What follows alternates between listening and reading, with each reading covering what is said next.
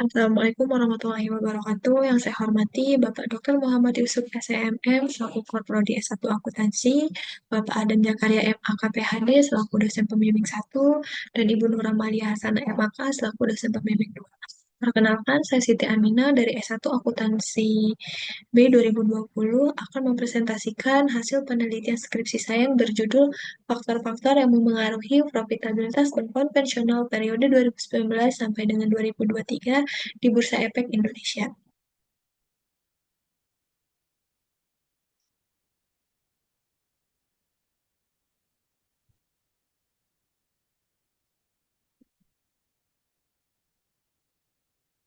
Baik, yang pertama yaitu latar belakang penelitian ini. Yang pertama ada perang dagang antara Amerika Serikat dan Cina memicu ketidakpastian ekonomi global, mendorong The Fed menurunkan suku bunga untuk mitigasi risiko. Dampaknya langsung terhadap sektor perbankan adalah penurunan profitabilitas dan potensi keluarnya dana asing. Merespons situasi tersebut, Bank Indonesia mengambil kebijakan strategis menahan modal dalam negeri melalui pengendalian kredit untuk melindungi margin keuntungan bank dan menjaga stabilitas sistem keuangan nasional. Yang kedua yaitu lembaga pinjaminan simpanan atau LPS mencatat penurunan signifikan profitabilitas perbankan selama 3 tahun terakhir yang tercermin dari penurunan ROA. Penurunan ini disebabkan oleh tiga faktor. Yang pertama yaitu penyusutan NIM akibat menurunnya suku bunga. Yang kedua yaitu peningkatan risiko kredit bermasalah atau LDR yang tidak diimbangi pertumbuhan dana pihak ketiga atau DPK.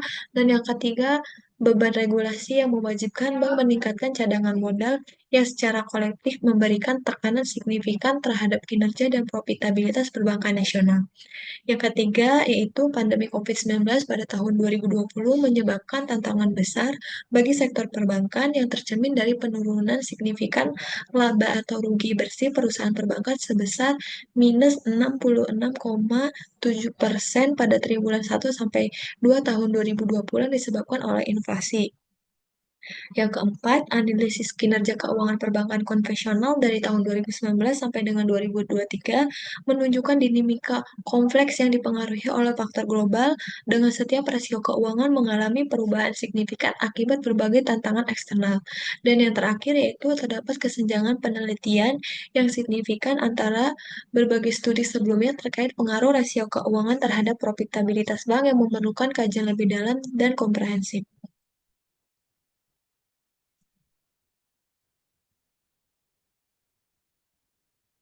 Selanjutnya itu pertanyaan penelitian. Yang pertama, ada apakah CAR berpengaruh terhadap rumah bank konvensional yang tercatat di BI selama 2019 sampai dengan 2023?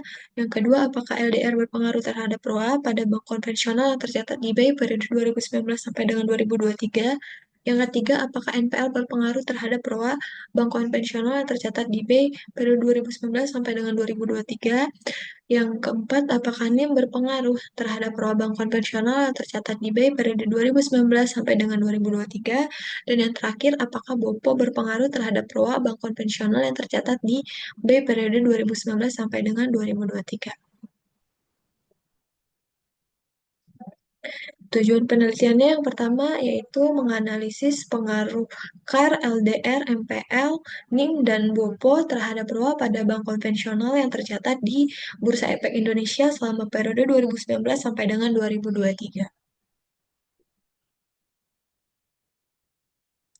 Manfaat penelitian yang pertama, manfaat teoritis memberikan sumbangan pemikiran bagi pengembangan ilmu ekonomi yang fokus utamanya pada penggunaan rasio keuangan bank sebagai sinyal bagi investor dan pemangku kepentingan. Teori sinyal menunjukkan bahwa informasi keuangan yang akurat dan tepat waktu sangat penting dalam pengambilan keputusan investasi. Rasio keuangan yang sehat berfungsi sebagai sinyal positif yang dapat meningkatkan kepercayaan investor, sementara rasio yang buruk dapat menurunkan kepercayaan pasar terhadap bank. Dengan demikian, penelitian ini menekankan pentingnya transparansi informasi keuangan untuk mengurangi asimetris informasi dan mendukung stabilitas sektor perbankan.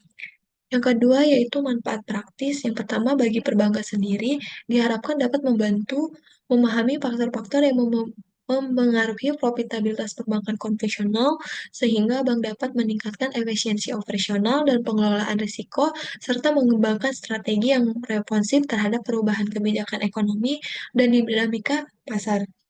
Yang selanjutnya yaitu manfaat bagi investor diharapkan dapat membantu menganalisis kinerja keuangan bank konvensional melalui rasio keuangan yang komprehensif. Selanjutnya, membantu investor membuat keputusan yang tepat serta menilai potensi keuangan dan resiko investasi di sektor perbankan. Selanjutnya yaitu kajian pustaka.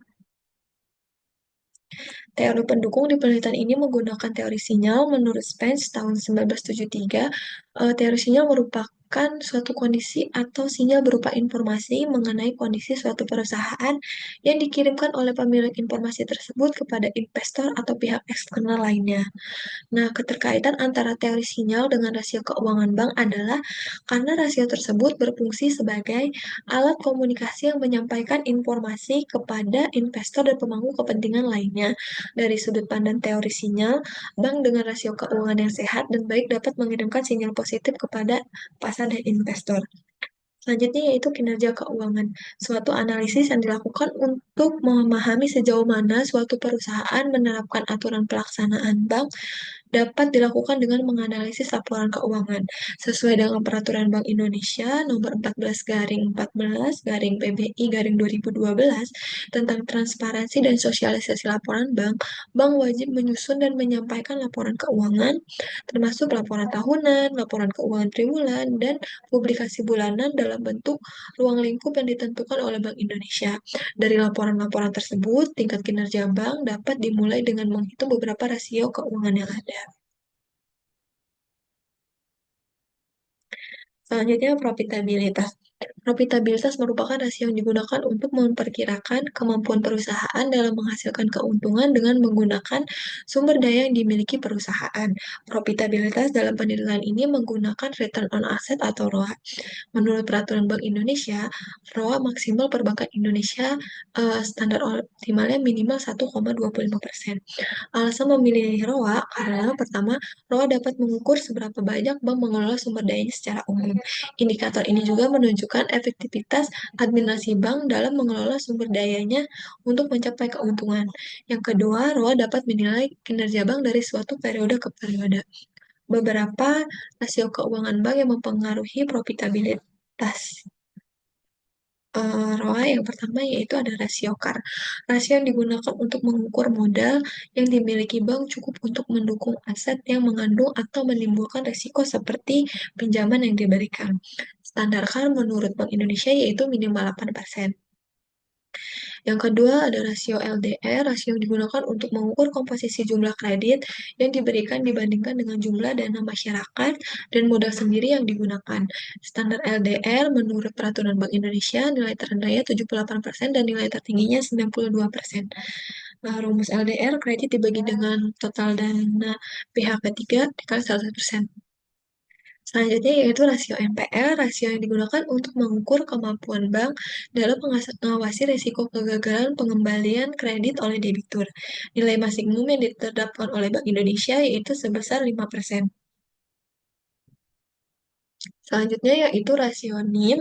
Rasio ini mengindikasi kemampuan bank menghasilkan pendapatan bunga bersih dengan penempatan aktiva produktif. Standar NIM menurut Bank Indonesia minimal 3%. Dan rasio yang terakhir yaitu rasio BOPO yang digunakan untuk mengukur efisiensi operasional bank. Rasio ini menunjukkan seberapa besar operasional yang dikeluarkan oleh bank dibandingkan dengan pendapatan operasional yang dihasilkan. Bank Indonesia menetapkan standar rasio BOPO yaitu maksimal 90%.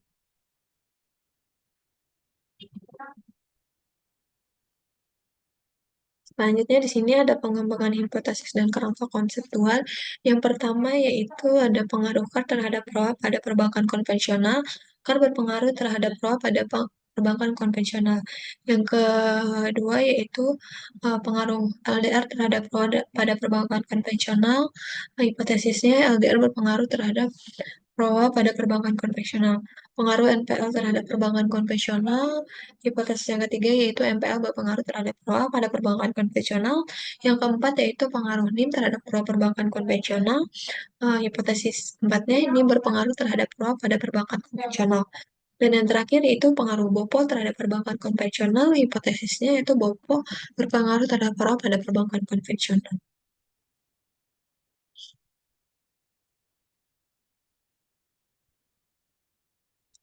Selanjutnya yaitu metode penelitian. Metode analisis penelitian ini menggunakan analisis regresi linear berganda dengan data panel mengaplikasi software Ifuse 13 untuk menguji hubungan antar variabel, memprediksi variabel terikat, dan mengevaluasi pengaruh simultan. Metode ini memungkinkan identifikasi faktor signifikan dan pengujian hipotesis secara komprehensif dengan dukungan Microsoft Excel dalam pengelolaan data sehingga menghasilkan analisis akurat dan efisien. Yang kedua yaitu analisis statistik deskriptif.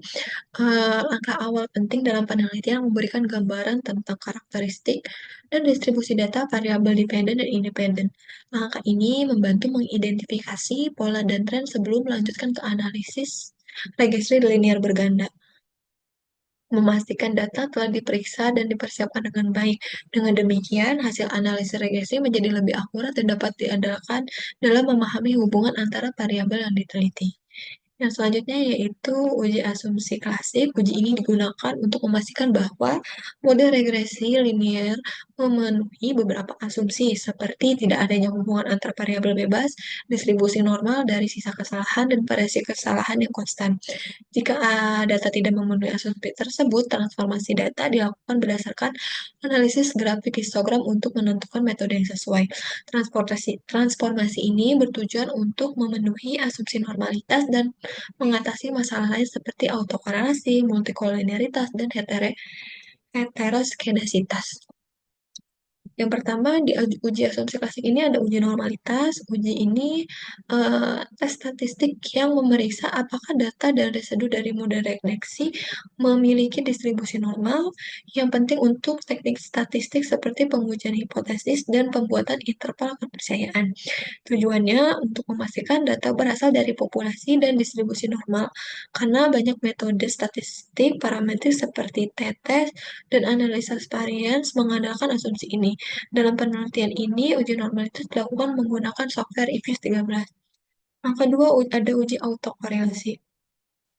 Uji ini teknik statistik untuk mengidentifikasi pola korelasi antara nilai berurutan dari suatu variabel, khususnya untuk mengatasi korelasi antara kesalahan pengguna residual pada periode tertentu dengan kesalahan pada periode sebelumnya dalam model regresi linear. Dalam penelitian ini digunakan metode uji Durbin-Watson atau DW untuk menganalisis korelasi antara kesalahan residual pada periode T dan T1. Selanjutnya ada uji multikolinearitas. Penelitian ini menggunakan analisis regresi linear berganda dengan data panel, mengaplikasikan software IBIS untuk menguji hubungan antar variabel simultan. Metode ini memungkinkan identifikasi faktor signifikan dan pengujian hipotesis secara komprehensif dengan dukungan Microsoft Excel dan pengelolaan data sehingga menghasilkan analisis akurat dan efisien.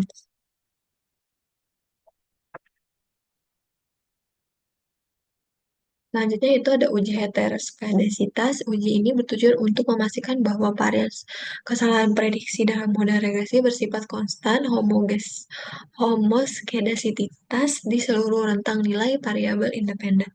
Metode yang digunakan dalam penelitian ini adalah residual absolut, di mana nilai residual dikonversi menjadi nilai absolut. Tujuan utamanya adalah mendeteksi apakah varian residual memiliki hubungan sistematis dengan variabel-variabel proyektor dalam model. Selanjutnya yaitu uji regresi data panel, metode statistik yang menggabungkan data time series dan cross-section untuk analisis komprehensif. Metode ini menggunakan tiga model utama. Yang pertama yaitu ada common effect, fixed effect, dan random effect. Dengan keunggulan mengontrol heterogenisitas, meningkatkan detail analisis, mengurangi kolinearitas dan meningkatkan derajat kebebasan. Prosesnya melibatkan uji Chow, Hausman, dan LM untuk menentukan model terbaik sehingga memberikan pemahaman lebih akurat tentang hubungan antara variabel dan yang kompleks. Berikut model persamaan regresi data panel yang digunakan dalam penelitian ini. Selanjutnya ada uji hipotesis. Uji hipotesis ini adalah proses pengujian dugaan sementara mengenai hubungan antara dua variabel atau lebih yang kebenarannya perlu dibuktikan melalui data empiris yang dikumpulkan dalam penelitian. Menurut Sugiono tahun 2009. Selanjutnya, uji statistik T digunakan untuk menguji signifikansi pengaruh variabel independen secara individual terhadap variabel dependen dalam model regresi. Hipotesis nol menyatakan tidak ada pengaruh signifikan, sementara hipotesis alternatif H1 menyatakan ada pengaruh signifikan. Pengambilan keputusan dilakukan dengan membandingkan T-hitung dan T-tabel dan melihat p-value. Jika T-hitung lebih besar dari T-tabel, atau p-value kurang dari 0,05, maka HO ditolak yang berarti variabel independen secara signifikan mempengaruhi variabel independen. Selanjutnya yaitu uji kelayakan model atau uji E, metode dalam analisis regresi untuk menguji kelayakan model secara keseluruhan dengan mengevaluasi pengaruh signifikan variabel independen terhadap variabel dependen. Keputusan diambil dengan membandingkan F-hitung dan F-tabel dan melihat p-value jika F-hitung lebih besar dari F-tabel atau p-value kurang dari 0,05, maka HO ditolak menunjukkan model signifikan dan layak digunakan. Yang selanjutnya yaitu uji koefisiensi determinasi atau R2, yaitu mengukur sejauh mana model regresi dapat menjelaskan varians variabel dependen dengan nilai antara 0 hingga 1. Semakin mendekati 1, semakin baik kemampuan variabel dependen menjelaskan variabel dependen. Sementara nilai mendekati 0 menunjukkan model lemah.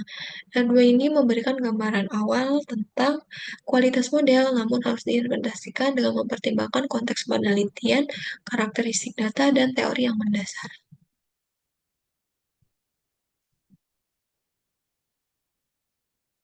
Selanjutnya yaitu hasil dan pembahasan. Untuk deskripsi data pada penelitian ini, penelitian menggunakan data sekunder yang diperoleh dari laporan keuangan tahunan bank konvensional yang terdaftar di Bursa Efek Indonesia selama 2019 sampai dengan 2023. Data laporan keuangan tahunan bank konvensional ini diambil dari situs resmi Bursa Efek Indonesia serta situs resmi masing-masing dari bank konvensional. Total 43 bank konvensional yang terdaftar di Bursa Efek Indonesia selama 2019 sampai dengan 2023, tetapi hanya 28 perbankan yang memenuhi kriteria untuk dijadikan sampel dalam penelitian ini. Penelitian ini menggunakan pendekatan analisis data kuantitatif karena data yang dianalisis berupa angka dengan pengolahan statistik yang dilakukan melalui aplikasi IPUS 13. Teknik analisis yang diterapkan mencakup statistik deskriptif, persamaan regresi panel, pengujian model regresi panel, uji asumsi klasik, analisis regresi panel, pengujian hipotesis, serta uji koefisien determinasi. Berikut adalah hasil perhitungan dari penerapan teknik analisis data tersebut.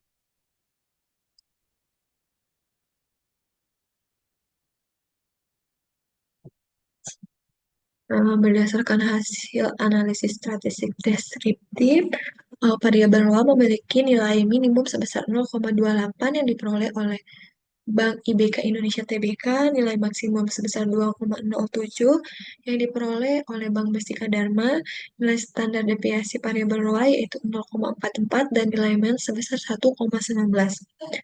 Yang kedua, variabel KAL memiliki nilai minimum sebesar 0,00 yang diperoleh oleh Bank Indonesia Tbk, nilai maksimum sebesar 0,07 yang diperoleh oleh Bank MNC Internasional Tbk, nilai standar deviasi variabel KAL yaitu 0,01 dengan nilai min sebesar 0,03.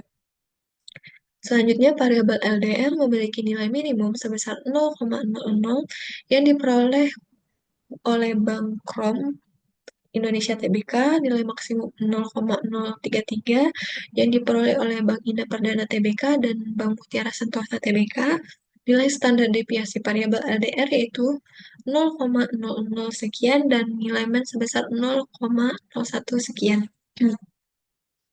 Selanjutnya yaitu variabel NPL memiliki nilai minimum sebesar minus 0,67 yang diperoleh Bank Nobu TBK, nilai maksimum 0,90 yang diperoleh oleh Bank Sinarmas TBK, nilai standar deviasi variabel NPL yaitu 0,25 dan nilai MER sebesar 0,36.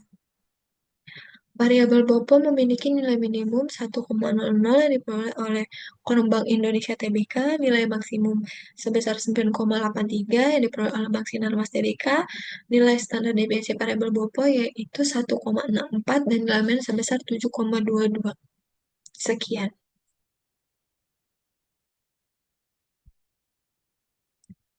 Selanjutnya yaitu pengujian estimasi atau persamaan regresi data pandang.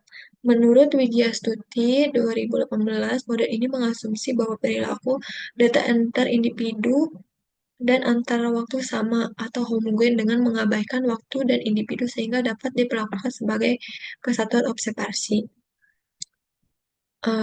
Pada model CHAM ini, konstanta bernilai positif 2,58 sekian, variabel kan memiliki pengaruh positif tidak signifikan, sementara LDM menunjukkan pengaruh negatif tidak signifikan.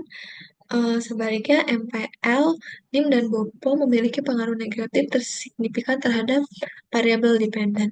Berdasarkan nilai R-square sebesar 0,45, menjelaskan bahwa variabel CAR, LDR, MPL, NIM, dan BOPO mampu menjelaskan variansi dari ROA sebesar 45,63% dan sisanya 54,37% dipengaruhi oleh faktor lain yang tidak diteliti dalam penelitian.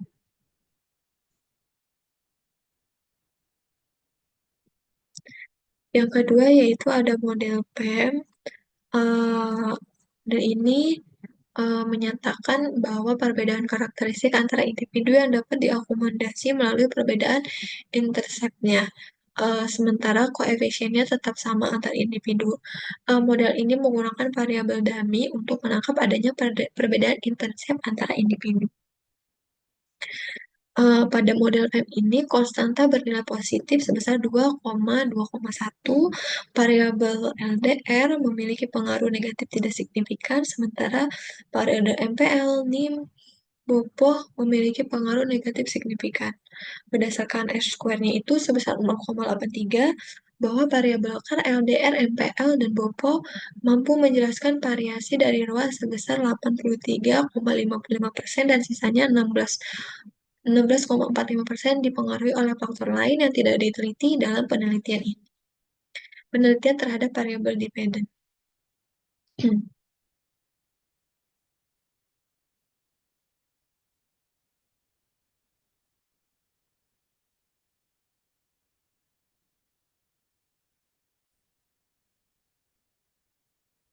Selanjutnya yaitu model random effect model.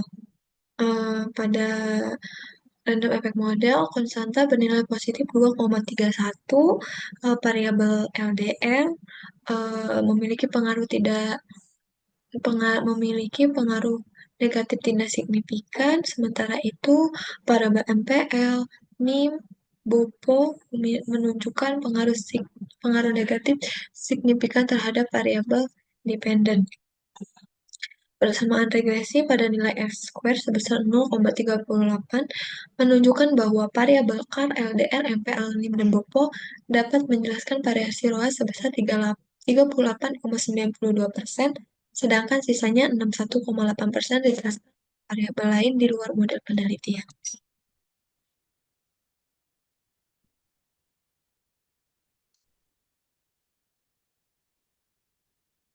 Selanjutnya yaitu pemilihan model. Yang pertama ada uji coba.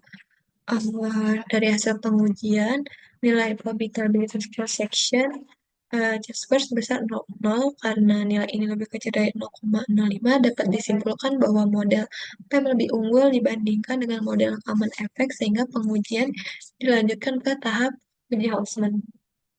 Selanjutnya, berdasarkan hasil pengujian Hausman, diperoleh nilai probability cross-section C-square-nya sebesar 0,68.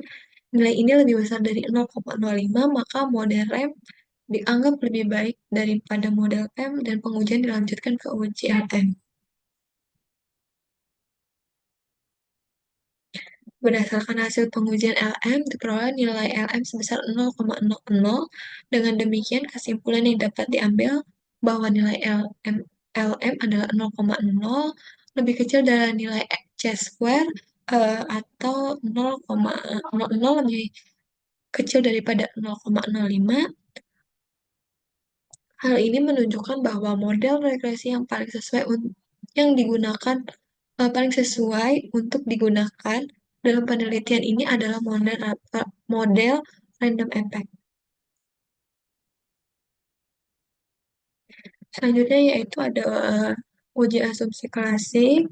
Berdasarkan hasil uji normalitas, ditemukan bahwa nilai probabilitas JB sebesar 0,50 atau lebih dari 0,05. Oleh karena itu, dapat disimpulkan bahwa data tersebut mengindikasi distribusi normal.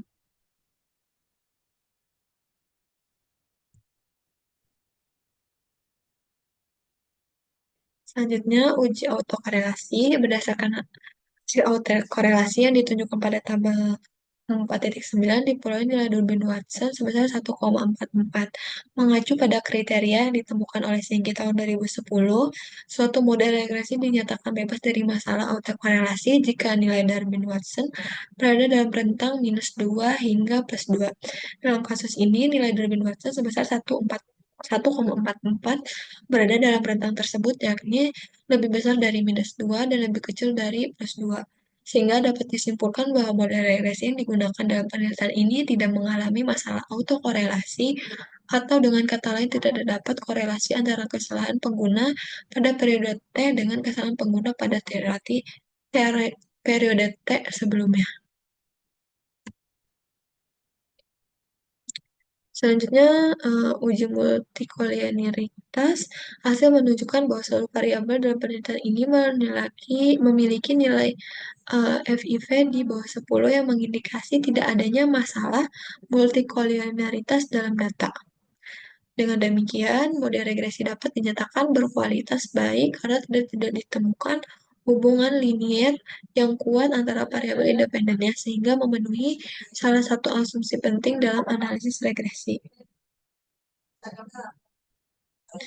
Yang selanjutnya yaitu uji heteroskedasititas menggunakan residual absolut atau riset semua nilai probabilitas lebih besar dari tingkat signifikan 0,05 yang berarti tidak terjadi masalah heteroskedasititas dalam model regresi.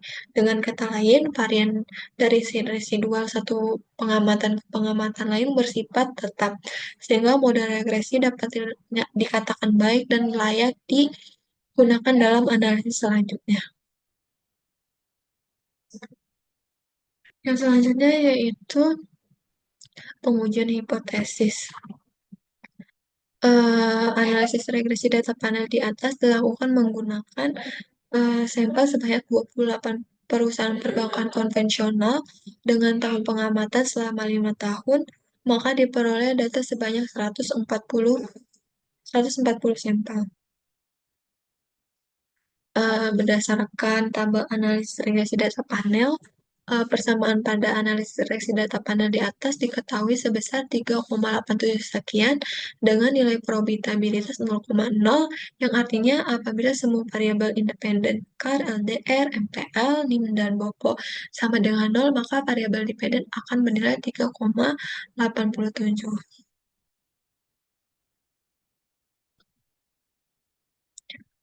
Variabel CAR memiliki nilai koefisien regresi negatif sebesar -0,47 sekian dengan nilai probabilitas sebesar 0,00 sekian. Nilai koefisien tersebut memiliki arti bahwa setiap kenaikan CAR sebesar 1%, maka variabel dependen akan turun sebesar 0,47% dengan asumsi variabel lain tetap.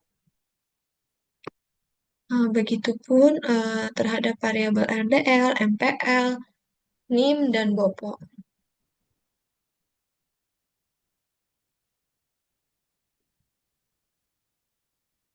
Yang selanjutnya yaitu uji T, digunakan untuk menguji pengaruh masing-masing variabel independen secara individual terhadap variabel dependen dalam model regresi. Yang pertama yaitu pengaruh KAR terhadap variabel dependen. Variabel KAR memiliki nilai profitabilitas sebesar 0,78, di mana nilai profitabilitas tersebut lebih besar dari 0,05, nilai T hitung sebesar minus 0,26, di mana nilai T hitung tersebut lebih kecil dari T tabel. Dari nilai profitabilitas, nilai T hitung tersebut dapat disimpulkan bahwa KAR tidak berpengaruh signifikan terhadap variabel dependen, maka HO diterima dan H1 ditolak. Untuk pengaruh LDR yaitu disimpulkan bahwa LDR tidak berpengaruh signifikan terhadap variabel dependen. Untuk variabel NPL disimpulkan bahwa variabel NPL berpengaruh negatif dan signifikan terhadap variabel dependen. Untuk variabel NIM dapat disimpulkan bahwa berpengaruh negatif dan signifikan terhadap variabel dependen, dan variabel BOPO dapat disimpulkan bahwa berpengaruh negatif dan signifikan terhadap variabel dependen.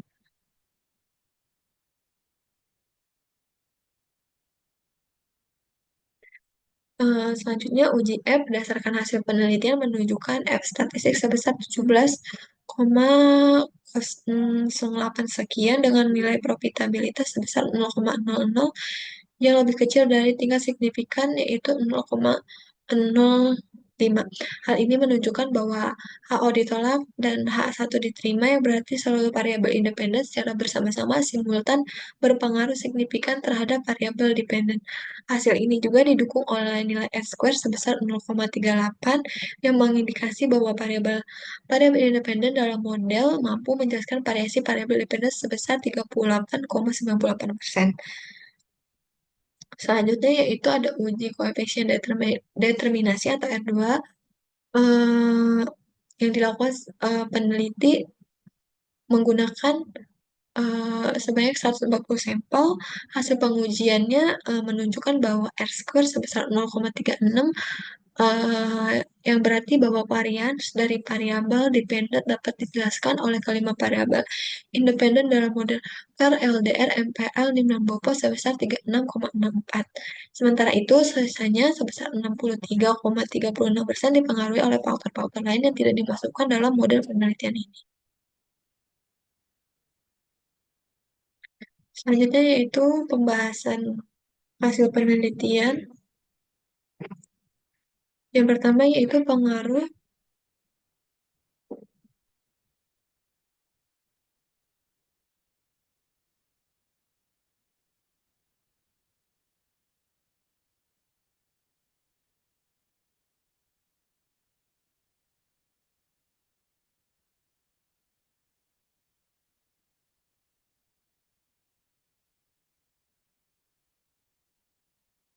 pengaruh yaitu yang pertama itu ada pengaruh KAR terhadap ROA. Nah, berdasarkan analisis statistik, variabel KAR tidak memiliki pengaruh signifikan terhadap ROA pada sektor perbankan tahun 2019 sampai dengan 2023. Hal ini dengan dibuktikan nilai probabilitas sebesar 0,78 lebih besar dari 0,05 dan T hitung sebesar minus 0,28 sekian yang lebih kecil daripada T tabel. Tingginya KAR tidak selalu menjadi sinyal positif bagi profitabilitas bank. Investor membutuhkan informasi yang lebih komprehensif seperti efektivitas pengelolaan modal dan transparansi strategi, bukan sekadar melihat rasio modal saja. Hmm.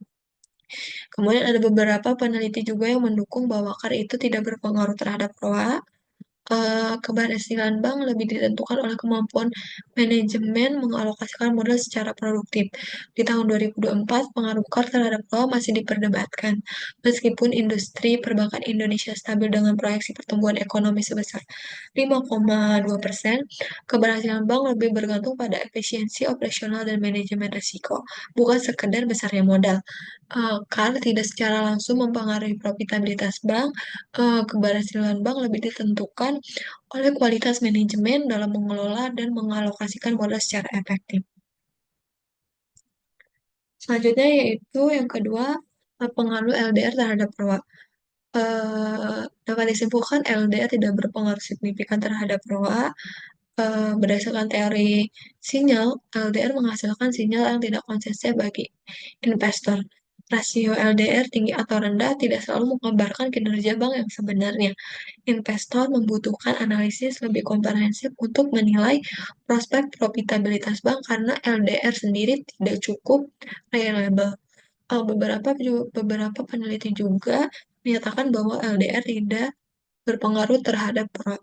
Hal ini disebabkan oleh kompleksi penyaluran kredit di mana LDR yang tinggi dapat meningkatkan risiko kredit bermasalah, sementara LDR rendah mengurangi potensi pendapatan. Berdasarkan kondisi terkini tahun 2024, meskipun LDR meningkat menjadi 86,8% per Agustus 2024, hal ini tidak serta-merta mempengaruhi ROA. OJK menekankan bahwa kinerja keuangan bank lebih ditentukan oleh faktor seperti kualitas aset dan manajemen risiko. LDR tidak memiliki pengaruh terhadap profitabilitas bank. Keberhasilan bank ditentukan oleh kemampuan manajemen mengelola risiko, kualitas aset, dan strategi keuangan yang komprehensif. Selanjutnya yaitu pengaruh NPL terhadap ROA. Di sini disimpulkan bahwa NPL berpengaruh negatif terhadap ROA. Kemudian beberapa peneliti juga menyatakan bahwa NPL itu berpengaruh terhadap ROA eh, karena semakin semakin mengoptimalkan pendapatan kredit yang pada gilirannya meningkatkan profitabilitas. Pada tahun 2024, dalam ekonomi Indonesia, sektor perbankan tetap stabil meskipun menghadapi ketidakpastian global. Kredit bank mencapai sebesar 7,47 triliun dan laba industri sebesar 171,3 triliun membuktikan bahwa manajemen risiko kredit yang efektif menjadi kunci keberhasilan bank dalam menjaga kinerja keuangan. Selanjutnya itu pengaruh NIM. NIM di sini disimpulkan berpengaruh negatif terhadap ROA. Beberapa peneliti juga menyatakan hal yang sama bahwa ini berpengaruh negatif terhadap ROA. NIM yang negatif terhadap ROA ini menunjukkan yang pertama itu tingginya biaya operasional, peningkatan risiko kredit, dan pembentukan cadangan kerugian pinjaman yang signifikan. Kondisi terkini tahun 2024 tentang NIM, perbankan mengalami penurunan 18 basis point pada Februari 2024 akibat peningkatan biaya dana dan ketidakpastian suku bunga. Bank seperti BCA, Mandiri berupaya menjaga pertumbuhannya melalui pengolahan biaya dan optimalisasi kasa. Regulasi OJK menyusun dua rancangan terkait LCR dan NSPR untuk memastikan bank memiliki likuiditas yang memadai dan sumber pendanaan stabil. Yang selanjutnya yaitu pengaruh biaya operasional terhadap pendapatan operasional atau rasio BOPO terhadap return on asset. Dapat disimpulkan bahwa di sini BOPO berpengaruh negatif terhadap ROA. Beberapa peneliti juga menyatakan hal yang sama bahwa BOPO berpengaruh negatif terhadap ROA karena semakin tinggi BOPO maka efisiensi perusahaan menurun yang berdampak langsung pada penurunan profitabilitas bank. OJK mencatat penurunan rentabilitas perbankan akibat digital meskipun menghadapi tantangan ekonomi dan persaingan vintage, pengelolaan BOPO yang efektif sangat penting untuk menjaga profitabilitas dan daya tarik investasi di sektor perbankan terutama di tengah kondisi ekonomi yang tidak menentu. Selanjutnya yaitu kesimpulannya yaitu bahwa rasio NPL, NIM, dan BOPO itu memiliki pengaruh negatif terhadap ROA, sedangkan rasio CAR dan LDR tidak memiliki pengaruh signifikan terhadap ROA. Implikasi bagi perbankannya yaitu pihak perbankan perlu fokus pada pengelolaan risiko kredit dengan menjaga NPL rendah melalui strategi kredit selektif dan pemantauan portofolio kredit secara aktif untuk menghindari kredit bermasalah. Selain itu, bank harus berhati-hati dalam menetapkan suku bunga guna meningkatkan NIM tanpa memicu risiko kredit bermasalah atau kenaikan biaya. Yang kedua yaitu bagi investor penting untuk menilai kinerja bank tidak hanya dari ukuran modal atau rasio kredit, LDR, tetapi juga dari pengelolaan risiko kredit, efektivitas margin, dan efisiensi operasional. Keterbatasan penelitian ini hanya fokus pada perbankan konvensional, yang kedua tidak mempertimbangkan bank berbeda skala, dan yang ketiga tidak mengkaji bank dengan kepemilikan berbeda. Rekomendasi untuk peneliti selanjutnya yaitu diharapkan dapat menambah dan menguji variabel tidak berpengaruh dalam penelitian ini, memasukkan variabel eksternal perusahaan yang dapat mempengaruhi nilai perusahaan yang tercermin dari adanya naiknya tingkat profitabilitas, dan disarankan untuk mengklarifikasi bank berdasarkan skalanya besar, menengah, atau kecil. Baik, sekian presentasi yang dapat saya sampaikan. Kurang lebihnya saya mohon maaf. Saya akhiri. Wassalamualaikum warahmatullahi wabarakatuh.